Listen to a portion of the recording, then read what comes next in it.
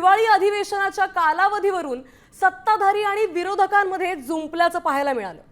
सरकार घाईघाईत पुरवणी मागण्या टाकत असून अधिवेशनाचा कालावधी वाढवावा अशी मागणी विरोधकांनी केली आहे। तर कोरोना काळात केवळ 3 ते 4 दिवस अधिवेशन चालल्याचा रेकॉर्ड असल्याचा टोला मुख्यमंत्री फडणवीसांनी विरोधकांना लगावलाय। आम्ही आमचं मत तिथं मांडलेलं आहे की 8 ते 19 पर्यंत व्हावं हा आम्ही आग्रह केला। एखादा आठवडा अधिक वाढवा म्हणून आग्रह केला।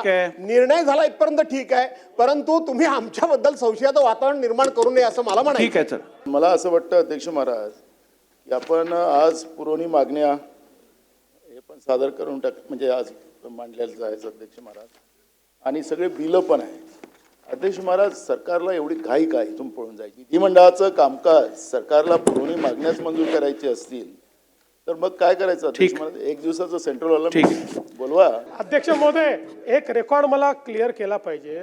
नाना भाऊंचा अधिवेशनाकरता किती आग्रह असला तरी नाना भाऊ त्या काळामध्ये 3 आणि 5 दिवसाचेच अधिवेशन मुंबईचे झाले नाही। मुंबईचे बाकी राज्यात चालू होते, बाकी राज्यात कोरोना नव्हता का?